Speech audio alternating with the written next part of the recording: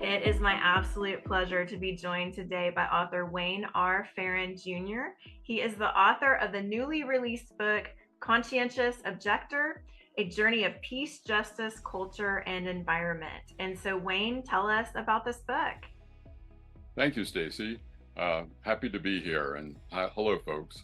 Um, my book is a multifaceted memoir and cultural commentary from the late 50s to the early 70s regarding war and peace, in particular the Vietnam War, and the story of two young men with different paths in war. One with a similar name to mine and the same age died a teenage father of a child he never met when his plane was shot down at Khe Sanh in Vietnam in 1968. I am a grandfather, successful professional, and author, and the duality of these two young men and the consequences of war um, demonstrates clearly that a war is not the answer and peace must prevail. And that is the focus of the book in its multifaceted aspects of war and peace and other elements. That is fascinating. And so, what was the inspiration where you said, I have to write this book? Like, what was that main point of inspiration?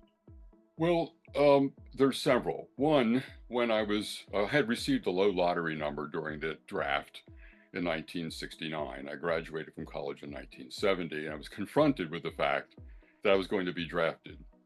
I knew it was a conscientious objector and against all wars. And was I going to go to jail, leave the country, or work with the system and apply for, and hopefully my local board would give me a conscious objector status? That came true, and I did alternative civilian service.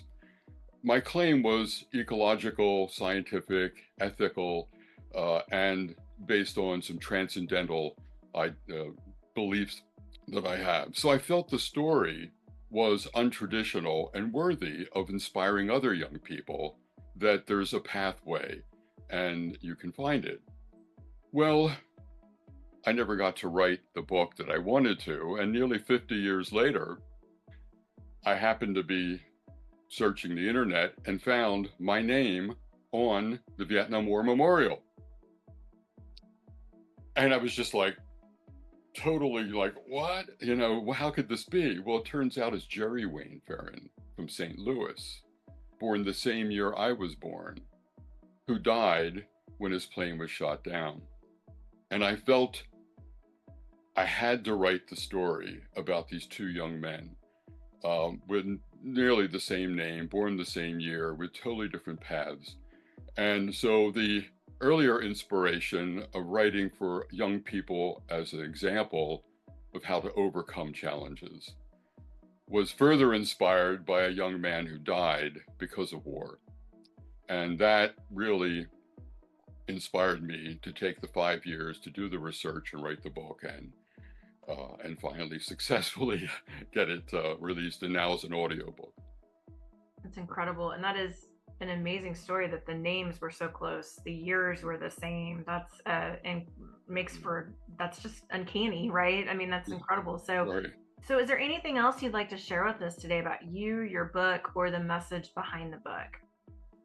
Well, my book is a multifaceted book, and what I tried to do was cover the times, which were totally unique in the confluence of many movements: civil rights movement, a women's movement, Chicano rights movement, LGBTQ rights movement, and the environment.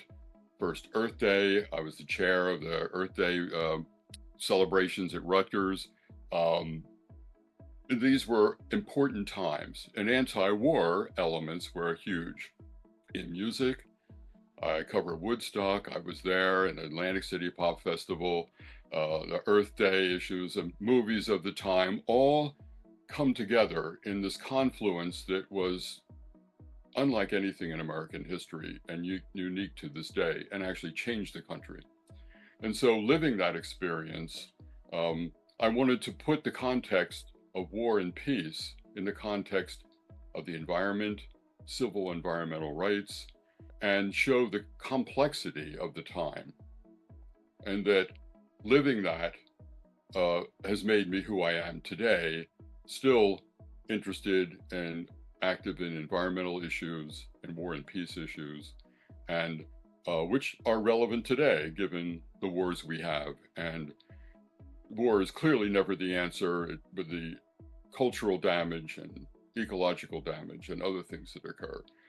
So I believe my book is as relevant now as ever, in that war is not the answer and peace must prevail. So that, I mean, that was that piece of history was, it was before I was born. But I do think whenever I look at like studying that part of history, you're right. There were so many changes going on just in society, just social norms, things like that. So it's a fascinating part of history for sure. And I think this book, we want to let everyone know that this book really has something for everyone, whether you lived through that time or whether you didn't, like me, you're younger. There's something for everyone in this book. It's available everywhere online that books are sold. It's Amazon, Author House, or Reader House. It's on Apple Books, online at Barnes and Noble. But we also want to point out that Wayne has a website as well where you can learn more about him, author WayneRFerrenJr.com. And we recommend everyone go to his website, check him out, hear his story, and pick up this book. This is a great book for anyone to read. And Wayne, thank you so much for joining us today. Thank you, Stacy. It's my pleasure.